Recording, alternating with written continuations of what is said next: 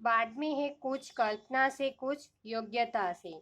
इसमें पहला है, महापुरुषों ने सत्य का पालन करने पर सदैव जोर दिया है। विभिन्न महापुरुषों के सत्य पर आधारित वचनों को एकत्रित कर प्रेजेंटेशन तैयार कीजिए। तो वो आपको तैयार करना है कि आपको पता है कि गांधी जी भी सत्य और अहिंसा के पुजारी थे, कि हमेशा हमें सत्य ही बोलना चाहिए। फिर राजा हरिश्चंद्र, तो वो भी सदैव सत्य ही बोलते थे। तो हमें भी क्या करना है, सत्य ही बोलना है, झूठ कभी भी बोलना नहीं है। कि हमें सच छुपाने के लिए हमें कितने झूठ बोलने पड़ते हैं ना। तो सदैव क्या बोलना चाहिए, सत्य बोलना चाहिए। फिर दूसरा है, संगति का महत्व पर एक अनुच्छेद लिखिए। तो आपको एक पैराग्राफ लिखना है, संगति का महत्व। तो पीछे ही आपको एक पैराग्राफ भी दिया है, तो वो भी आप लिख सकते हो कि संगति का महत्व। कि संगति का अर्थ क्या है कि अच्छी संगति कि मनुष्य को अच्छे बुरे, ऊंच नीच, सत्य असत्य की पहचान कराती है। कि व्यक्ति का मन और चित्त अच्छे लोगों के बीच बैठकर ही निर्मल बनता है।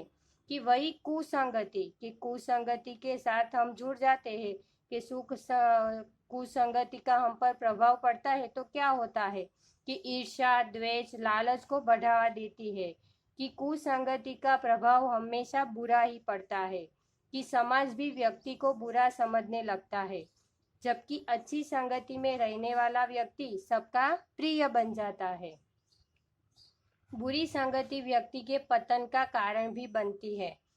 एक बार कि आपने वो कहानी भी सुनी है कि दो जुड़वा तोतों को एक शिकारी अलग अलग जगह बेच देता है। एक तोता साधु के घर में जाकर राम राम सीखता है और दूसरा तोता कहाँ जाता है, डाकू के घर, और मारो मारो सीखता है। तो इस प्रकार संगति हमारी अच्छाइयों को विकसित करती है, हमें अच्छे कर्म में लगाती है, और जबकि कुसंगति अपशब्द सिखाती है और व्यक्ति में क्रोध, अहंकार, मोह आदि को जन्म देती है। कि सज्जन पुरुष के साथ रहकर दुराचारी भी कुमार्ग को त्याग देता है। इस प्रकार से कि आपने भी देखा कि राम कुसंगति होने के कारण क्या होता है, अध्यापक जी का अपमान करता है। तो हमें सदैव सुसंगति में रहना चाहिए। बाद में है मूल्य परक प्रश्न और विचार। तो पहला है, अध्यापकों के प्रति हमें कैसा व्यवहार करना चाहिए। तो ये आपको स्वयं ही करना है कि आप अध्यापक के प्रति कैसे व्यवहार करोगे, अच्छा करोगे, बुरा करोगे, कि राम की तरह कि अध्यापक जी का अपमान करोगे, नहीं ना। तो हमें अध्यापक के प्रति अच्छा व्यवहार करना चाहिए। फिर है दूसरा, आपके विचार से नकल करना सही है या गलत। गलती है ना, कि नकल करना बहुत ही बुरी बात है, कि हमें मेहनत करके ही अच्छे मार्क्स लाने चाहिए, मेहनत करके ही आगे बढ़ना चाहिए, तो नकल करनी नहीं चाहिए।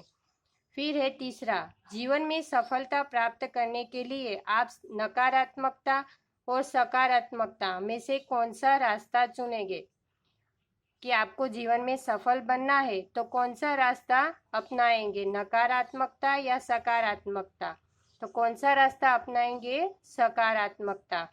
कि हम अच्छी तरह सुसंगति में आकर ही हम आगे बढ़ेंगे। कि जीवन में सफलता प्राप्त करने के लिए हमें सकारात्मकता ही रास्ता चुनना पड़ेगा, कि नकारात्मकता की कुसंगति में हमें पड़ना नहीं है। बाद में है अनमोल वचन। कि अध्यापक राष्ट्र की संस्कृति के चतुर माली होते हैं। वे संस्कारों की जड़ों में खाद देते हैं और अपने श्रम से उन्हें सींच सींच कर महाप्राण शक्तियां बनाते हैं। महर्षि अरविंद।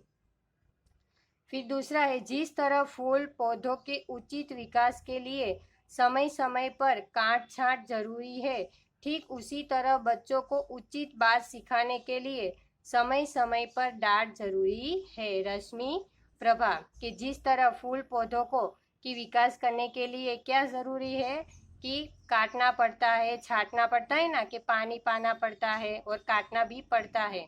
तो ठीक उसी तरह कि बच्चों को भी कि सही रास्ता दिखाने के लिए क्या करना होता है, समय समय पर डांट जरूरी है।